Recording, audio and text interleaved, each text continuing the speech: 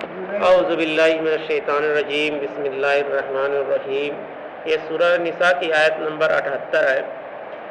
ابھی کل تک ہم لوگوں نے جو تلاوت کی ہے اس میں جو ہے ہم لوگوں نے پڑھا کہ اللہ تعالیٰ جو ہے ایک دھاگے کے برابر بھی کسی انسان کے اوپر ظلم نہیں کرے گا۔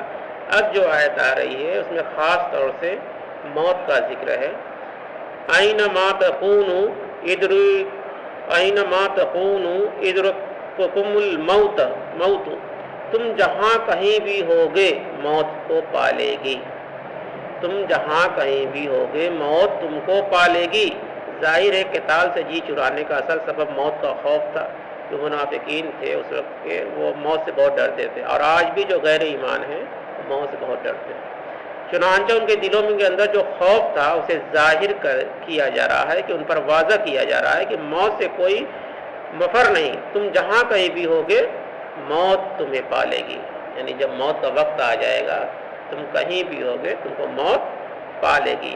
وَلَوْ كُنْتُمْ فِي بُرُوجٍ مُشَيَّدَةٍ، خواہ تم بڑے مضبوط قلعوں کے اندر ہی ہو، اگر تم بہت مضبوط قلعوں کے اندر اپنے آپ کو محصور کر لو پھر بھی موت سے نہیں بچ سکو گے۔ ایک واقعہ ہے، پتہ نہیں کس کا واقعہ ہے، کہ اس کو موت سے بڑا ڈر تھا، اس کو چیلنج بھی تھا۔ اس نے کہا ایک شخص نے کہ مجھ کو موت نہیں چھو سکتی، میں ایک دم اپنا جو جس میں رہتا تھا پورا جب پروف کرا لیا، ایک دم شیشے اسے سے اس زمانے میں شیشے میں، آپ کہا کہ میں اس میں رہوں گا، موت آئے گی تو کیسے آئے گی۔ پھر جس دن موت کا شیشہ کڑکڑا کے ٹوٹا اور پھر اس کی موت آ گئی۔ وہی اللہ تعالیٰ، یعنی یہ بات جو ہے اللہ تعالیٰ پہلے ہی بتا دیا کہ خواہ تم بڑے مضبوط قلعوں کے اندر ہو، یعنی کتنا بھی گھیرا بندی کے اندر ہو، کتنا بھی تحفظ کر لو، کتنا بھی ڈاکٹر اور کتنا بھی انتظام کر لو، اگر موت آ گئی تو تم کو کوئی بچا نہیں پائے گا۔ وَإِن تُصِبْهُمْ حَسَنَةٌ يَقُولُوا هَٰذِهِ مِنْ عِندِ اللَّهِ، اگر انہیں کوئی بھلائی پہنچتی ہے تو یہ کہتے ہیں کہ اللہ کی طرف سے۔ یعنی منافقین کا یہ طرز عمل یہ بھی تھا کہ اگر مسلمانوں کو کوئی کامیابی حاصل ہو جاتی، فتح نصیب ہو جاتی، تو کوئی اور بھلائی پہنچ جاتی، حضور صلی اللہ علیہ وسلم کی تدبیر کے اچھے نتائج نکل آتے تو اسے حضور صلی اللہ علیہ وسلم کی طرف منسوب نہیں کرتے، بلکہ کہتے کہ یہ اللہ کا فضل و کرم ہوا ہے، یہ سب اللہ کی طرف سے۔ یعنی کسی طرح سے بات کو ماننے کو تیار نہیں تھے۔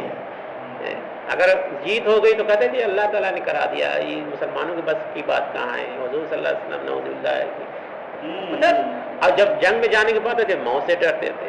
طرح طرح کی بہانے بازیاں اور اٹکلیں، خاص طور میں یہودی تھے، اس میں جو اکثریت تھی ان کی یہودیوں کی تھی۔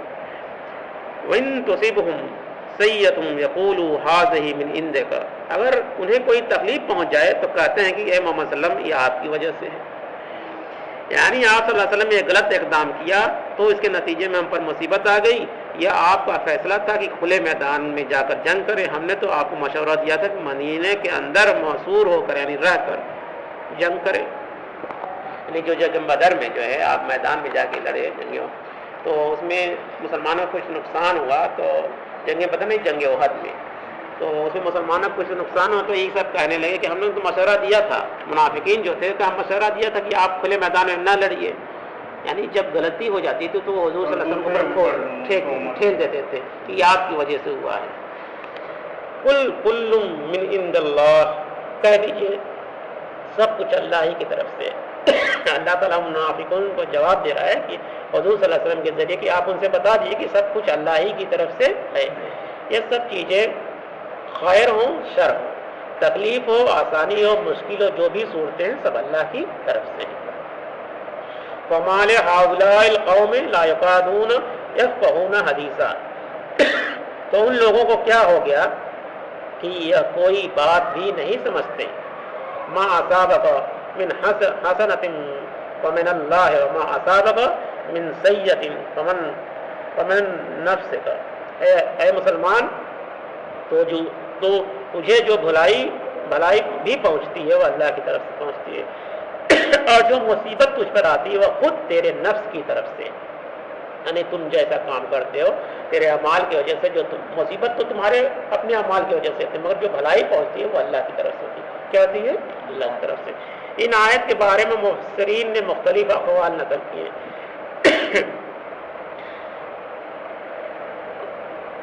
اب پہلی آیت میں خطاب ان مسلمانوں کو ہے جن کی طرف سے کمزوری یا نفاق کا اظہار ہو رہا تھا، لیکن اس آیت میں بحیثیت مجموعی خطاب ہے کہ دیکھو اے مسلمانوں، جو بھی کوئی خیر تمہیں ملتا ہے اس پر تمہیں یہی کہنا چاہیے کہ اللہ کی طرف سے، اور کوئی شر پہنچ جائے تو اسے اپنے کسب و عمل کا نتیجہ سمجھنا چاہیے۔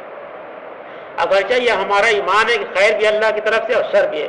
ایمان مفصل میں الفاظ آتے ہیں والقدر خیرہ وشرہ من اللہ تعالی، لیکن ایک مسلمان کے لیے صحیح طرز عمل ہے کہ خیر ملے تو اسے اللہ کا فضل سمجھے، اور اگر کوئی خرابی ہو جائے تو یہ سمجھے کہ میری کسی غلطی کی سبب ہوئی ہے، مجھ سے کوئی کوتاہی ہوئی ہے جس پر اللہ تعالیٰ نے کوئی تعدیب فرمانی چاہیے۔ یعنی جب بھی کوئی مصیبت آئے، پریشانی ہے، تو اپنے اندر کی جو کمی ہو، پریشانی ہو، جو غلطیاں اس کو سوچے، اس کو سمجھے کہ کس وجہ سے یہ، کہیں ہم سے چوک تو نہیں ہے، کہیں ہم سے کوئی گناہ تو نہیں ہوا ہے۔ اللہ تعالیٰ کا اس سے کیا تھا، مسلمان کے اندر جو مومن ہیں ان کے اندر نکھار پیدا ہو جائے گا۔ کیا ہو جائے گا؟ نکھار۔ اور جب کوئی خیر کی بات ہو تو اللہ کی فضل اس پہ کرے، اللہ کا اس پہ شکر ادا کرے۔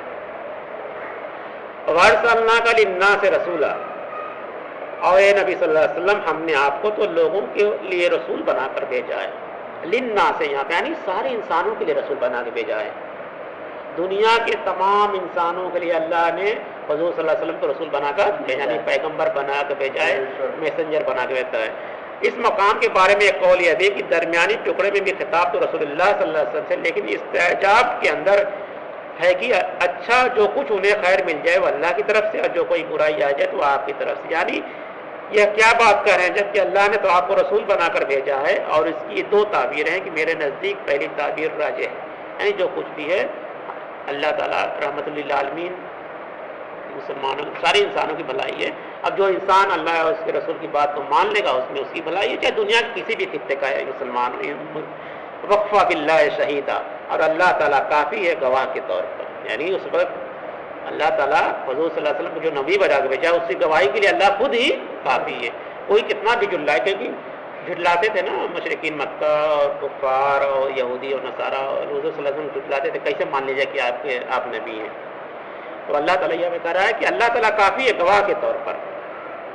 وَمَن يُطِعِ الرَّسُولَ فَقَدْ أَطَاعَ اللَّهَ، جس نے اطاعت کی رسول کی اس نے اطاعت کی اللہ کی، یعنی جس نے اطاعت کی رسول کی، یعنی رسول صلی اللہ علیہ وسلم نے جو کام بتایا، جس طرح سے زندگی گزارنے کا طریقہ بتایا، اس پہ عمل کیا تو اس نے اللہ کی اطاعت کی۔ کیونکہ جو رسول ہوتے ہیں وہ اللہ ہی کی بات لوگوں کو بتاتے ہیں، وہ اپنے من سے کوئی بات نہیں کرتے ہیں، جو کچھ بھی کرتے ہیں اللہ کے حکم سے ہی وہ لوگوں کو تک پیغام پہنچاتے ہیں۔ یہ ٹکڑا بہت اہم ہے، اس لیے کہ یہ دو ٹوک انداز میں واضح ہے کہ رسول کی اطاعت در حقیقت اللہ کی اطاعت۔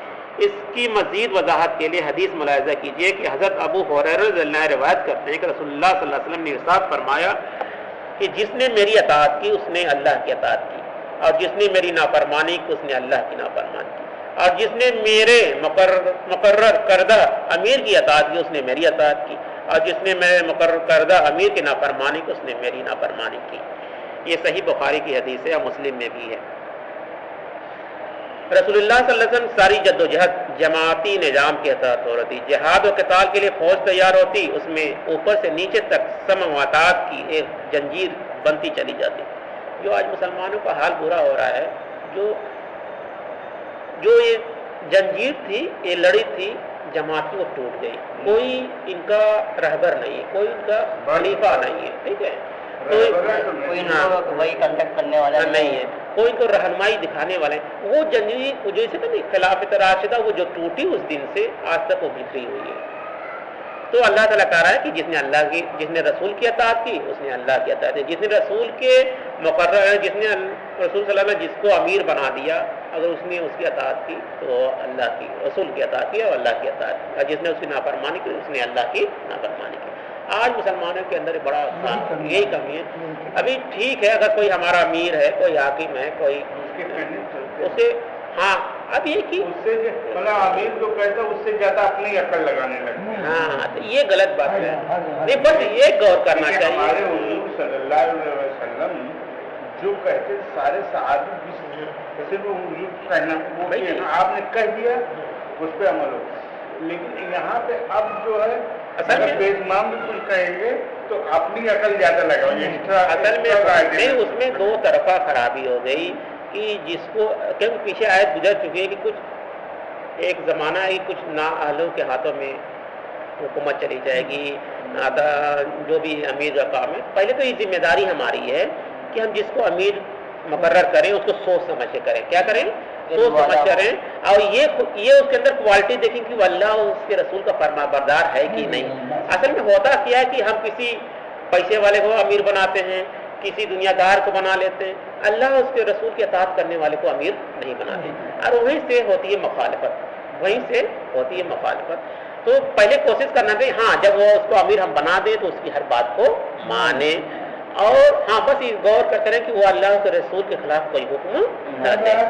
ہاں تب اس کو ہم، اور وہ بھی اس کو ایک کمیٹی کے تحت مشورہ دیں کہ بھائی دیکھیے یہ رسول اور اللہ کے حکم کے خلاف یہ بات ہے، اس کو میں سدھار کر لیجیے. یہ تو عمر رضی اللہ نے کہا تھا صحابہ سے کہ مجھے جب تک دین پر دیکھنا تب تک میری اطاعت کرنا، میری بات کو ماننا. جس دن مجھے دین سے پھرتا ہوا دیکھنا تم میری بات کو نہ ماننا. یہ تو امیر کا بھی ذمہ داری ہے. تو وہیں پہ یہ بات ہو رہی ہے کہ تو آج ہمارے اندر جو یہ مسلمانوں کے اندر بڑی کمی ہوگی، وہ کسی کی بات ماننے کو تیار نہیں، چاہے چھوٹا ہو یا بڑا ہو. آپ صلی اللہ علیہ وسلم لشکر کے میمنہ، میسرہ، کلب اور عقب وغیرہ پر نیزہ ہر اول دستے پر الگ الگ کمانڈر پر مقرر فرماتے. ان کے عمرہ کے بارے میں آپ صلی اللہ علیہ وسلم فرمایا جس نے میرے مقرر کردہ امیر کی اطاعت کی اس نے میری اطاعت کی، اور جس نے مقرر کردہ امیر کی نافرمانی کی اس نے میری نافرمانی کی. من تولا فما ارسلناک علیہم حفیظا، اور جس نے روح گردانی کی تو ہم نے آپ کو اس پر نگران بنا کر نہیں بھیجا ہے. اے نبی صلی اللہ علیہ وسلم، ہم نے آپ کو ان پر داروغہ مقرر نہیں کیا ہے، اپنے طرز عمل کے خود ذمہ دار ہیں اور جواب دہ ہیں، اور اللہ تعالیٰ کے حضور پیش ہو کر اس کے محاسبے کا خود سامنا کر لیں گے. یعنی اگر کوئی اللہ اس رسول کی نافرمانی کرے گا، اپنے امیر کی نافرمانی کرے گا، تو اللہ تعالیٰ کہہ رہا ہے کہ اے نبی صلی اللہ علیہ وسلم، ہم نے آپ کو داروغہ نہیں بنا کے بھیجا. اصل داروغہ کا مطلب ڈنڈا مار کے حکم بنا. تو اللہ تعالیٰ نے کہا میں آپ کو داروغہ بنے، ہم نے آپ کو رسول بنا کے بھیجا، آپ لوگوں تک بات کو پہنچا دیجیے. اگر جو مانتا ہے تو اس میں بھلائی ہے، اگر نہیں مانے گا تو پھر ہم اس کا حساب لے لیں گے، ہم اس کا حساب لے لیں گے. وَيَقُولُونَ طَاعَةٌ، اور کہتے ہیں کہ سر تسلیم خم ہے. ان منافقوں کا حال یہ ہے کہ آپ کے سامنے تو کہتے ہیں کہ ہم مطیع فرمان ہیں، آپ صلی اللہ علیہ وسلم نے جو فرمایا قبول ہے، ہم اس پر عمل کریں گے. فَإِذَا بَرَزُوا مِنْ عِنْدَكَ بَيْتًا طَائِفَةٌ مِّنْهُمْ غَيْرَ الَّذِي نَقَوْلُ، پھر جب آپ صلی اللہ علیہ وسلم کے پاس سے ہٹتے ہیں تو ان میں سے ایک گروہ آپس میں مشورہ کرتا ہے کہ جو ان کے اپنے قول کے خلاف ہے. آپ صلی اللہ علیہ وسلم کے سامنے اطاعت کا اقرار کرتے ہیں، لیکن بعد میں جا کر ریشہ دانیاں اور سازشیں شروع کر دیتے ہیں. یعنی منافقوں کا حال تھا جب آپ کے سامنے تھے تو یہ کہتے تھے کہ ہم آپ کی اطاعت کرتے ہیں، ہم آپ کی پابندی، جب سے دور ہٹتے تھے اس محفل سے دور ہٹتے تھے تو ان کی نافرمانی کر لیتے، اور طرح طرح کی باتیں. آج بھی مسلمانوں کا یہی حال ہے. جب مسجد کے اندر آتے ہیں تو وہ کہتے ہیں ایاک نعبد و ایاک نستعین، ہم تجھے عبادت کرتے ہیں، تجھ سے ہی مدد مانگتے ہیں. مگر جیسے ہی باہر سے نکلتے ہیں پھر وہ دنیا کے چکر میں پھنس. تو کہیں نہ کہیں ہم بھی منافقوں کے راستے پہ چل رہے ہیں. ڈائریکٹ نہیں، انڈائریکٹ طور پہ تو ہم چل ہی رہے ہیں. تو اللہ تعالیٰ نے جو آیت دیکھی اس سے ہم کو نصیحت حاصل کرنی چاہیے کہ ہمارا طرز عمل تو ایسا نہیں ہے کہ ہم لوگوں کے سامنے تو کہہ دیتے ہیں کہ ہاں ہم مسلمان ہیں، ہم اللہ کی بات کو مانیں گے، مگر ایسا کبھی کبھی ہوتا ہے کہ ہم اس کو بات کو نہیں مانتے. واللہ یکتب ما یبیتون، اور اللہ لکھ رہا ہے جو بھی وہ مشورہ کرتے ہیں. یعنی منافقین جو تھے، جو بھی آپس میں مشورہ کرتے تھے، اللہ تعالیٰ اس کو لکھ رہا ہے. فعارض عنہم، تو اے نبی صلی اللہ علیہ وسلم آپ ان سے چشم پوشی کیجئے، آپ ان کی پرواہ نہ کیجئے. یہ آپ کو کوئی نقصان نہیں پہنچا سکیں. ابھی ان کے خلاف اقدام کرنا خلاف مصلحت ہے. جیسے ایک دو بار فرمایا گیا کہ فعافوا واصفحوا سورہ بقرہ میں، یعنی ان یہودیوں کو ذرا نظر انداز کیجئے، ان کی شرارتوں پر نکیر نہ کیجئے، کہ جو کچھ کہہ رہے ہیں اس پر صبر کیجئے، اس کے لیے مصلحت کا تقاضا ہے، ابھی محاذ نہ کھولا جائے. اس طرح یہاں منافقین کے بارے میں کہا گیا کہ ابھی ان سے اعراض کیجیے، یعنی بچتے رہیے. یعنی جو منافقین اس طرح کی حرکتیں کر رہے تھے، سب کچھ جان رہے تھے اللہ کے، مگر اللہ تعالیٰ نے کہہ دیا کہ ابھی ان سے ایک سے ایک صحابہ تھے ان کی گردن اڑا دیتے، مگر اللہ تعالیٰ نے حکم دیا کہ ابھی ان کو اعراض کیجیے، یعنی نیگلیکٹ کرتے رہیے. چنانچہ ان کے ریشے دانیوں سے کچھ عرصے تک چشم پوشی کی گئی، اور پھر وہ غزوہ تبوک کے بعد رسول اللہ صلی اللہ علیہ وسلم نے ان پر گرفت شروع کی. یعنی غزوہ تبوک کے بعد ان پر پکڑ شروع ہو گئی. پھر وہ وقت آ گیا جب اب تک ان کے شرارتوں کو جو پردے پڑے رہے تھے وہ پردے اٹھا دیے گئے. وتوکل علی اللہ، اور آپ اللہ پر توکل کیجیے. یعنی سارے انسانوں کو، یعنی جب رسول کو حکم آ جائے کہ اللہ پر توکل کیجیے، تو ہمارا بھی یہ کام ہے کہ کوئی بھی کام کرنے کے بعد ایک تو فیصلہ صحیح کریں، اس کے بعد اس کام کو انجام دیں، پھر اس کے بعد اللہ پر توکل کریں. وقفہ باللہ وکیلا، اور اللہ کافی ہے بھروسے کے لیے. یعنی اللہ کسی کام کے لیے اللہ کا بھروسہ کیا ہے؟ سب دنیا کے سب سے زیادہ بھروسہ مند ہے. کیا ہے؟ بھروسے کے لیے. تو وہی کہا کہ اللہ کافی ہے بھروسے کے لیے. آپ صلی اللہ علیہ وسلم کو سہارا کے لیے اللہ کافی ہے. اس کی ساری ریشہ داریاں مشہور یا سازشیں، اللہ کافی ہے ہم سب کے لیے، اور اللہ کافی ہے بھروسے کے لیے. بھروسے کے لیے سفیشینٹ ہے وہ. ہاں سب کے وہی یہاں پہ بات ہے کہ آپ صلی اللہ علیہ وسلم کے سہارے کے لیے اللہ کافی ہے. اس کی سارا ریشہ داری آپ صلی اللہ علیہ وسلم کے سہارے کے لیے، یعنی حضور صلی اللہ علیہ وسلم کی جو مدد اللہ کرتا تھا وہ اللہ کافی ہے. اور ان کی ساری ریشہ داریاں، مشورے، سازشیں سب برباد ہو جائیں گی. آپ فکر نہ کیجیے. یعنی جو منافقین طرح طرح کی سازشیں کر رہے تھے حضور صلی اللہ علیہ وسلم کے خلاف، تو اللہ تعالیٰ آپ صلی اللہ علیہ وسلم کو کر کے آپ اللہ پر بھروسہ کیجیے. اللہ آپ کے لیے کافی ہے، یعنی اور سارے مسلمانوں کے لیے کافی. اگر کوئی بھی مسلمان اللہ پر توکل کرتا ہے صحیح طریقے سے، اللہ اور اس کے رسول پر. ہاں، وطیع اللہ وطیع الرسول، اللہ اس کے رسول کی اللہ ہی پر نہیں. قرآن کو صرف جو لوگ قرآن کو صرف قرآن کو مانتے ہیں وہ صرف قرآن کو مانتے ہیں، حدیث کو نہیں مانتے ہیں. نہیں تو گڑبڑ ہے، وہ گڑبڑ ہے، مسلمان نہیں ہے. نہیں وہ کیسے ہو پائے گا؟ قرآن جو ہے، سنیے، قرآن جو ہے قرآن اور بغیر حدیث کے سمجھے نہیں آئے گی آپ کو. اللہ کے رسول نے بتایا جو مانے دونوں کا مکسچر، بھائی اللہ کی اتباع کرو اور کس کی؟ رسول کی. اب دو میں سے اگر کوئی سوچے کہ نہیں ہم اللہ کی اتباع کریں گے یا رسول ہی کریں گے، تو پھر نہیں وہ ہو ہی پائے گا، ہو ہی نہیں پائے گا. وہ غلط طریقے سے جا رہا ہے. اگر کوئی اس طرح کی بات کرتا ہے، جو ہم کو اللہ کے بارے میں حکم ملا تو وہ رسول کے ذریعے ملا نا. اس میں کوئی دو رائے نہیں کہ اللہ سب سے بڑا ہے، سب کا مالک ہے، رزق دینے والا ہے، گناہوں کو معاف کرنے والا ہے، ثواب دینے والا ہے. جیسا چاہے ویسا کرے. اس کی عدالت میں ہمارا آپ کا کوئی اختیار نہیں ہے. لیکن اللہ کا چاہتا ہے. آدم علیہ السلام جو جنت سے نکالے گئے پیغمبر ہیں، بڑا بھاری مرتبہ ہے. ہمارا آپ کا کوئی مرتبہ ہی نہیں ہے، کچھ نہیں ہے. نہیں بات صحیح ہے. وہ کیجیے گا. اور پیغمبر کی بات یہاں معاملہ پیغمبر کا ہے.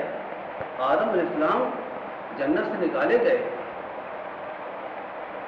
کوئی جدہ میں کوئی لنکا میں، جیسا بتایا جاتا ہے. ہاں اس کا کوئی صحیح ہو نہیں. ٹھیک ہے. روتے رہے 200 سال کم و بیش روتے رہے. اللہ کی بارگاہ میں گڑگڑاتے رہے. معاملہ کس کے بیچ میں تھا معلوم ہے؟ اللہ اور پیغمبر بہت ہی نیک. اللہ پیغمبر اللہ کے بعد مرتبہ پیغمبر. ہاں بس بے شک معاملہ یعنی جس کو اللہ سب سے زیادہ چاہتا ہے اپنے بعد وہ پیغمبر ہے. روتے رہے 200 سال تک. اللہ معاف کر دے، اللہ معاف کر دے، اللہ معاف کر دے. روتے رہے، معاف کر دے، بھاگتے رہے، روتے رہے، گھاتے رہے. اللہ نے نہیں سنا. اللہ کا اختیار تھا، ہے اور تھا اور رہے گا تاکہ ہمارے سارے دنیا کا مالک وہی ہے. چاہتا تو بھائی 200 سال نہیں 5 سال سن لیتا، چاہے 200 سال میں سنے، چاہے 1 سال سنے، چاہے 10 دن سن لے، لیکن نہیں سنا اللہ نے. آدم علیہ السلام روتے رہے، نہیں سنا اللہ نے. ایک دن کا واقعہ ہے. آدم علیہ السلام رو رہے تھے کیونکہ جنت سے نکالے گئے تھے، تو ان کو جنت کے بارے میں معلوم تھا نا کیسی. ارے ہم کو جنت نہیں معلوم، ہم نے جنت نہیں دیکھا ہے تو ہم جنت کے لیے سب کچھ کرتے ہیں. وہ تو جنت دیکھ کے آئے تھے، تو ان کا دل کیسے دنیا میں لگا ہوگا؟ ان کا دل دنیا میں کیسے لگا ہوگا کہ جو جنت سے ہو کے آیا ہے. ہم لوگ تو صرف تصور کرتے ہیں. ہم لوگ تصور میں اللہ رسول کی نے جو کچھ کہا ہے، بتایا ہے، اس پر عقیدہ کر کے ہم آپ کچھ کرتے ہیں. روتے ہیں. ایک دن خیال آیا آدم خان کو کہ ہم نے عرش اعظم پر ایک کلمہ دیکھا ہے، جس کلمے کو اللہ نے اپنے ایک نام دیکھا ہے جس نام کو اللہ نے اپنے نام کے ساتھ میں لکھا ہے۔ ذہن بات آ گئی، 200 سال بیت چکے ہیں، اللہ نے نہیں سنی ہے، یہ آدم تو روتا رہا ہم تجھے نہیں روکتے ہیں۔ اتنا خیال آیا آدم علیہ السلام کے ذہن میں کہ میں نے عرش اعظم پر ایک نام دیکھا ہے جس نام کو اللہ نے اپنے نام کے ساتھ میں ملا کے رکھا ہے، لا الہ الا اللہ محمد۔ آدم علیہ السلام ترنت آپ کے ہاتھ دعا کے لیے اڑ جاتے ہیں اسی اشوار میں، یا اللہ میں آج اس پاک نام کے وسیلے سے دعا مانگتا ہوں جس نام کو تم نے عرش اعظم پر اپنے نام کے ساتھ میں ملا کے رکھا ہے، اس نام پاک کے صدقے میں وسیلے سے میرے گناہوں کو معاف فرما دے۔ پہلا حصہ اتنا کہنا ہی تھا کہ اللہ کی رحمت جوش میں آ گئی، آپ کی بات پوری ہو گئی، 1 منٹ جوش میں آ گئی اور اللہ نے گناہوں کو معاف فرما دیا۔ 1 منٹ ہم آپ کی بات پہ یہاں پہ تھوڑا سا کہنا چاہتے ہیں کہ جو آپ نے بات کہی یہ عرش پہ جو ہے اللہ کے رسول مطلب دیکھا کہ لا الہ الا محمد رسول اللہ، یہ بات حدیث سے کہیں ثابت نہیں ہے، اور اللہ تعالیٰ نے آدم علیہ السلام کو خود توبہ کا کلمہ سکھایا کہ اے آدم علیہ السلام اس طرح سے آپ کلمے کو پڑھیے اور ہم توبہ قبول کریں گے۔ سورہ بقرہ ابھی ہم دکھاتے ہیں، سورہ بقرہ میں اللہ تعالیٰ نے فرمایا ہے، ٹھیک یہ بات دیکھیے، بات ٹھیک، پہلے بات سمجھیے، جی 1 منٹ، تو یہ بات ابھی ہم کلیئر کرتے نکالو ایک حصہ، ٹھیک ہے؟ تو یہ بات جو ہے رسول کی محبت سے کوئی انکار نہیں ہے، مگر کوئی بات جب اللہ نے کہہ دیا کہ ہم نے آدم علیہ السلام کو توبہ کے کلمہ سکھائے، یعنی توبہ کے لفظ سکھائے، اس طرح سے آپ توبہ قبول کریجیے۔ اللہ نے سب کو سکھایا، کیا نہیں سکھایا؟ بتائیے ان سے چہیتا دنیا میں پیغمبر اللہ کے پاس کتنا مرتبہ ہے؟ پیغمبر کا مرتبہ نہیں، تو جو آپ حدیث بیان کر رہے ہیں وہ حدیث صحیح نہیں ہے، ٹھیک، نہیں صحیح حدیث، آپ بتائیے نا کس حدیث میں ہے، ابھی ہم چیک کر دیتے ہیں، ابھی ہم چیک کر دیں گے۔ سبحان دعا پڑھ لیجیے، سبحان اللہ بحمدہ، سبحان اللہ بحمدہ، نشہد ان لا الہ الا اللہ ونستغفرک ونتوب الیک، سبحان ربک رب العزۃ عما یصفون وسلام علی المرسلین والحمد للہ رب العالمین۔